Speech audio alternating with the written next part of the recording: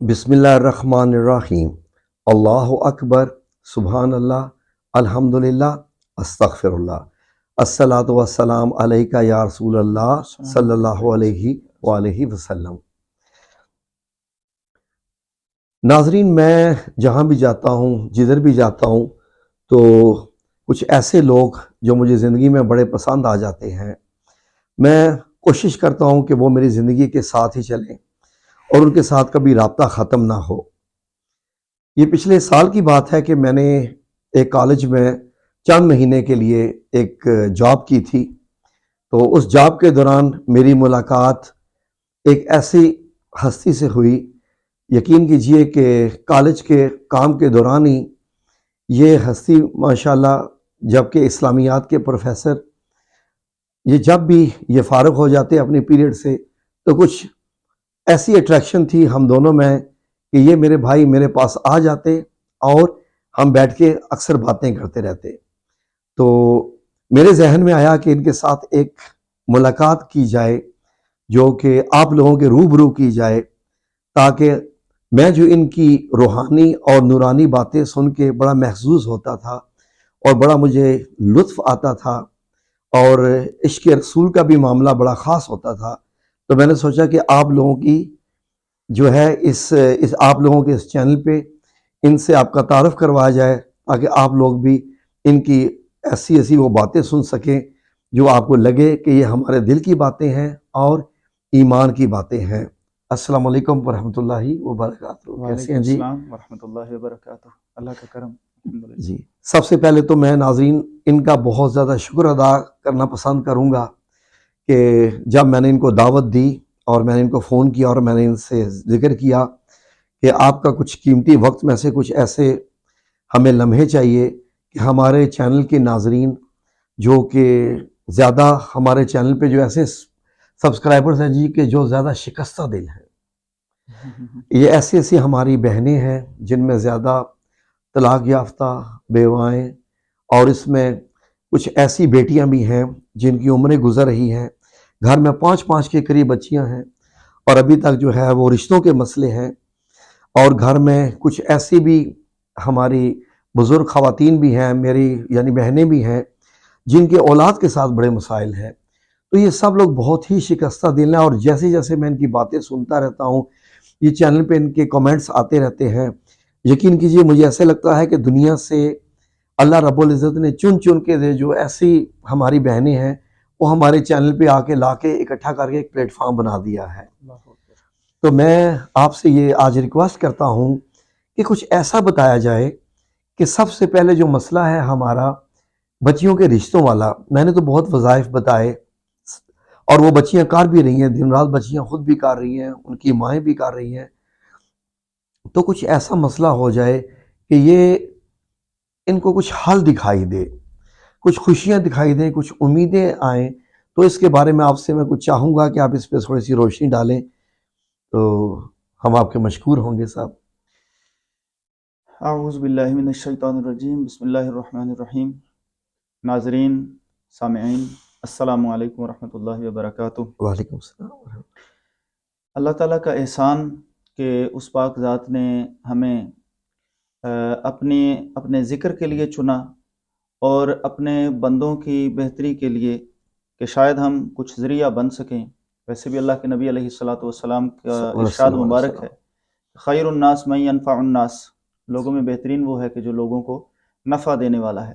جی تو ہماری کیا اوقات ہم کسی کو نفع دے سکیں، لیکن کوشش کی جا سکتی ہے۔ جی معاملہ کچھ یوں ہے کہ رشتوں کا جب معاملہ قلت کا شکار ہوتا ہے، بندہ دیکھتا ہے کہ رشتے نہیں آ رہے، تو ظاہری بات ہے کہ ٹینشن ہوتی ہے، بہت ٹینشن ہے جی، کرب بہت ہوتا ٹینشن۔ ہے، تکلیف ہوتی ہے، اور تکلیف ایسی وہ ملال اور کلال بندہ وہ کسی کے آگے بتانے جوگا نہیں، اللہ یعنی اکبر، بندہ اس کو ایسے کہے کہ جیسے وہ اندر کی ضربیں ہوتی ہیں۔ رات کو نیندیں حرام ہو چکی ہیں ہماری ان بہنوں کی جن کی بیٹیاں بیٹھی ہیں۔ اللہ اکبر، اللہ اکبر۔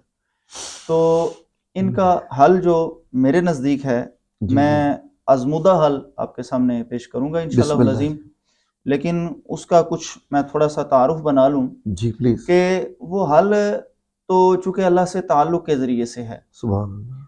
وہ میں الحمدللہ ایک وظیفہ بتاؤں گا، جی لیکن اس سے پہلے یہ ہے کہ جیسے ہم ہیلپنگ بکس تو پڑھتے ہیں، جی لیکن جتنی دیر تک سلیبس نہیں پڑھیں گے اتنی دیر تک بات نہیں بنے گی۔ سبحان اللہ، دل کی بات کہہ دی آپ نے۔ مسلمانوں کا سلیبس ہے نماز۔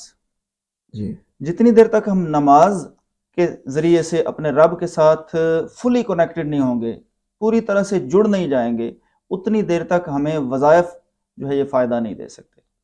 تو پہلے تو ہم یہ کوشش کریں، اللہ تعالیٰ سے دعا ہے کہ اللہ تعالیٰ تمام مسلمانوں کو اخلاص کے ساتھ نماز پڑھنے کی توفیق عطا فرمائے۔ آمین یا رب العالمین۔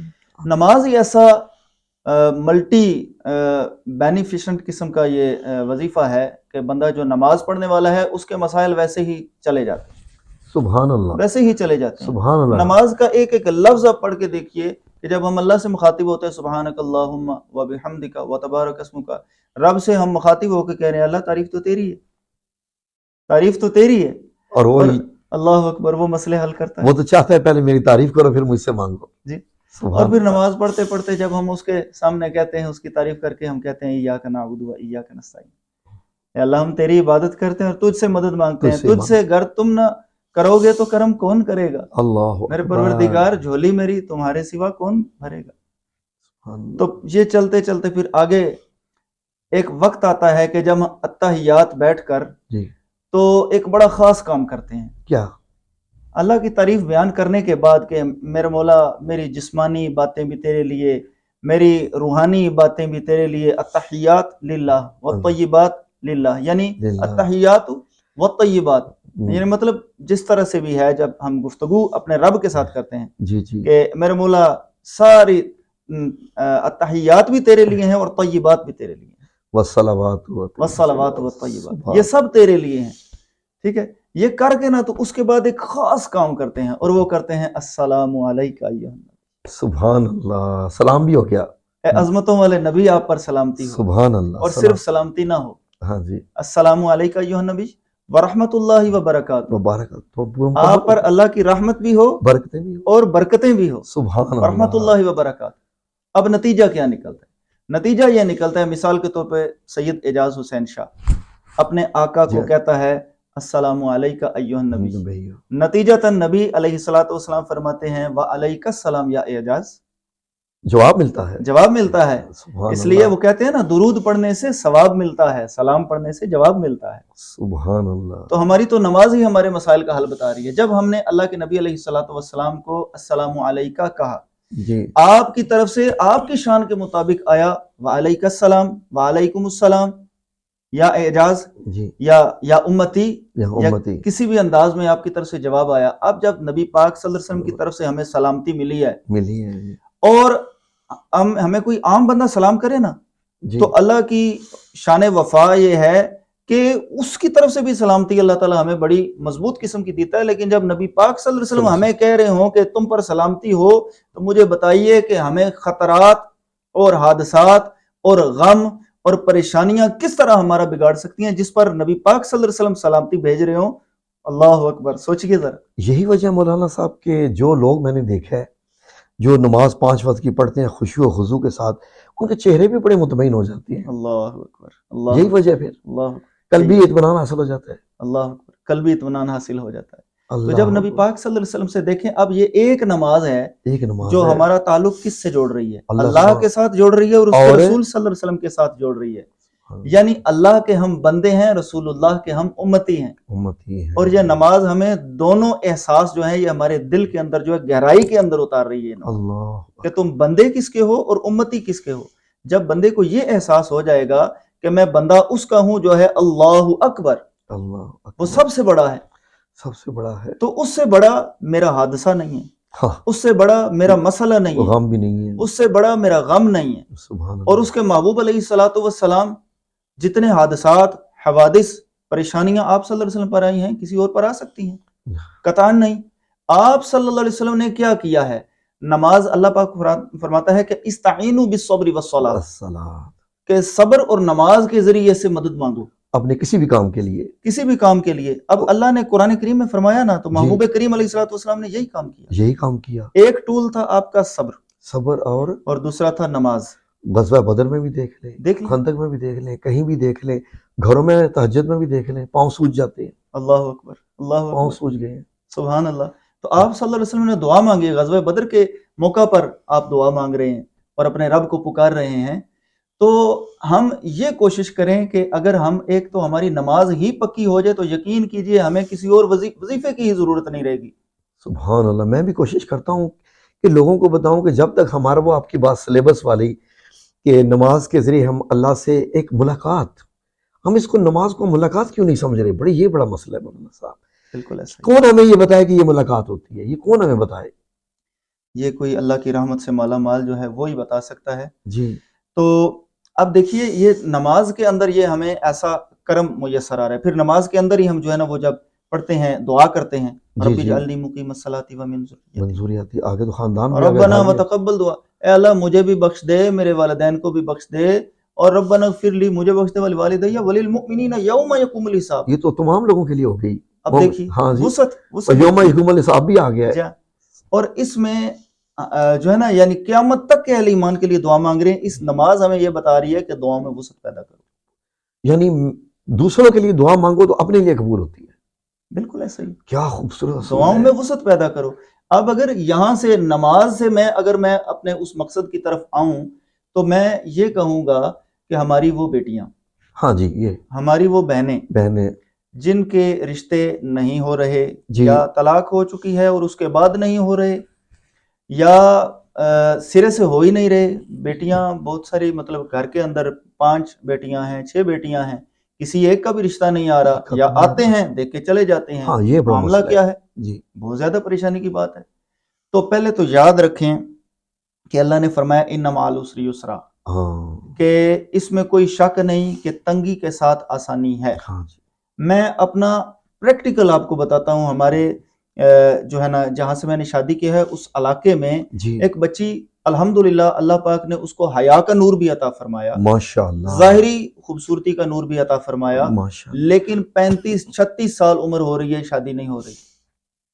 اچھا تو لیکن اللہ پاک نے جب کرم کیا، جی، یہ جو ہے ان مع العسر یسرا کے اپنا تنگی کے ساتھ آسانی ہے، انہوں نے یہ اللہ ذکر پاک کیا نے ایسا کرم کیا جی، کہ ان کو اللہ پاک نے ایسا رشتہ دیا کہ وہ مطلب ڈینٹل ڈاکٹر ہے بڑا، ماشاء اور اللہ، انگلینڈ میں وہ چلی گئی بیٹی، اللہ پاک نے ماشاء اس کو اللہ، اولاد بھی خیر، عطا فرمائی۔ سبحان تو اللہ۔ اصل میں ہم نے مانگا ہوتا تو ہمارا مسئلہ حل ہوا یہ ہوتا۔ ہمارے ناظرین کو بتائیے اس کو کیسے اس کا ورد کریں، کیا کریں، بالکل اس صحیح، آیت کا ذرا تھوڑا سا میں بتاتا ہوں۔ جی جی، یہ عمل ہے یا وہاب، یا وہاب یا وہاب، جی، یا وہاب جو ہے نا، وہاب کا صیغہ جو ہے نا قرآن کریم میں بھی استعمال ہوا ہے، اور وہاں ہے حب لنا، ربنا حب لنا، ربنا، ہاں جی حب بالکل، لنا، ہمیں جی عطا فرما۔ جی ہاں، تو وہاب کا مطلب ہوتا ہے عطا فرمانے والا۔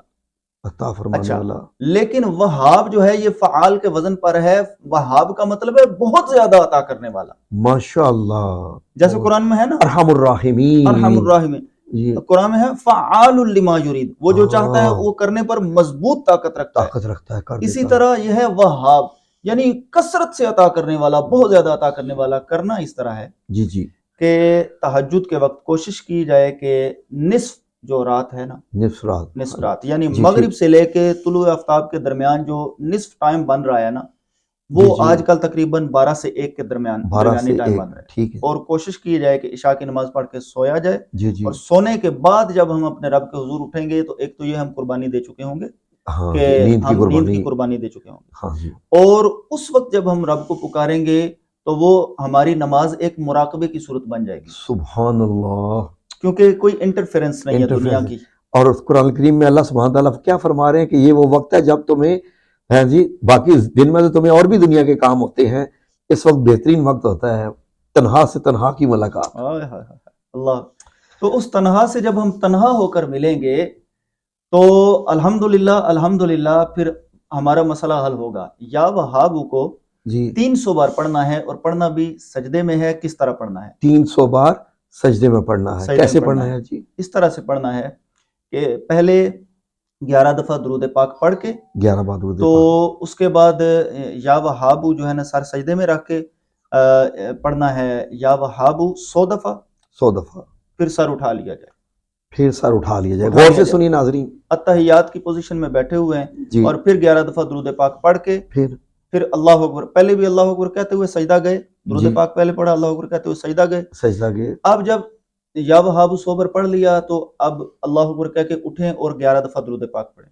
پھر 11 دفعہ پڑھیں، پھر دوسرا سجدہ کریں اور 100 دفعہ پھر جو ہے وہ یا وہاب پڑھیں. سبحان اللہ. ٹھیک ہے، سبحان پھر اللہ. اٹھیں اور 11 دفعہ درود پاک پڑھ کے پھر اللہ اکبر کہتے ہوئے سجدہ کریں، اور تیسرا سجدہ. یہ 300 بار ہو گیا. یہ 300 بار ہو گیا. 300 بار ہو گیا. اس کے بعد کرنا یہ ہے کہ یہ جب پڑھ چکیں گے اٹھ کے پھر جو ہے وہ درود پاک پڑھیں، اور جتنی کیفیت بنتی ہے نا کیفیت کے ساتھ اور تعلق کے احساس کے ساتھ کہ میں نبی پاک صلی اللہ علیہ وسلم کا امتی ہوں اور آپ صلی اللہ علیہ وسلم پر میں درود پاک پڑھ رہا ہوں، ایک حضوری کی کیفیت کے ساتھ جب ہم پڑھیں گے.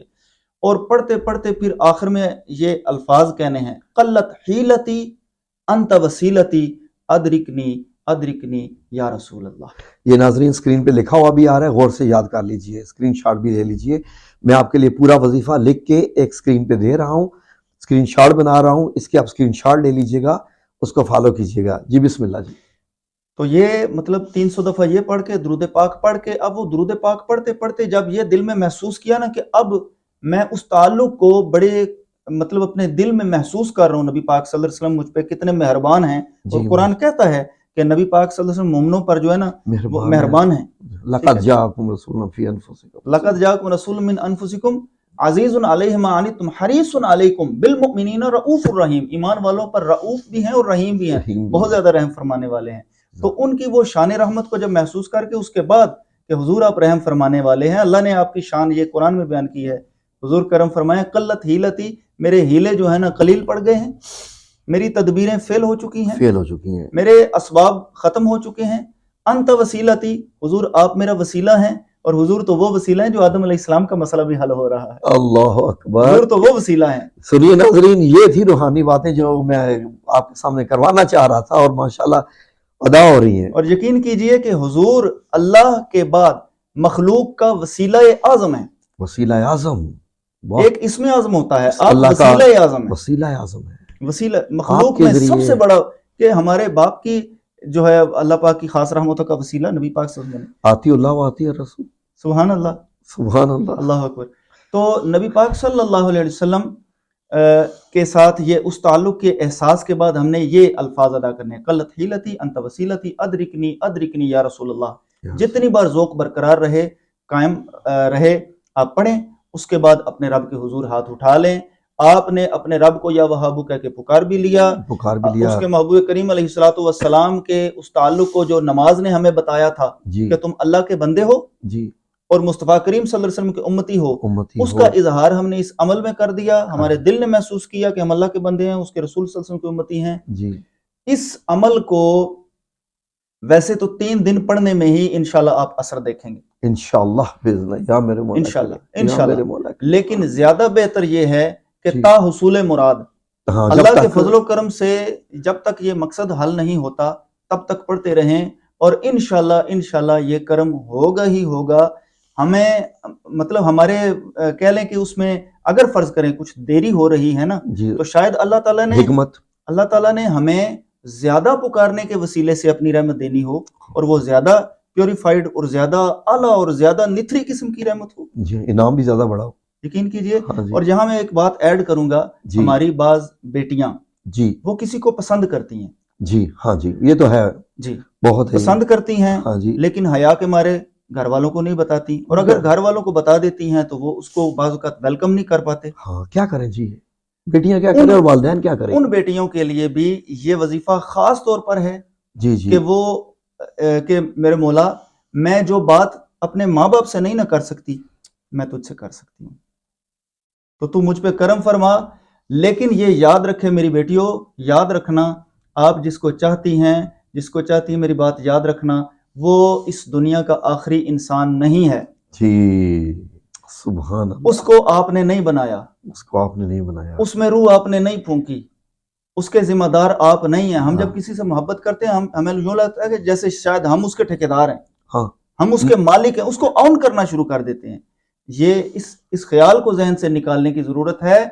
آپ یہ اللہ تعالیٰ سے یہ دعا کریں، یعنی یہ کرنے کے بعد اللہ تعالیٰ سے دعا کریں، میرے مولا تو میری محبت کو جانتا ہے، میرے دل کے میلان کو جانتا ہے، میرے مولا اگر میری مراد میرے حق میں بہتر ہے تو آسانی کے اسباب فرما، اور اگر یہ میرے حق میں بہتر نہیں تو مجھے اس سے بہتر ایسا بندہ عطا فرما جو میری دنیا کے لیے بھی تیری رحمت ہو، میری آخرت کے لیے بھی تیری رحمت ہو۔ اللہ اکبر۔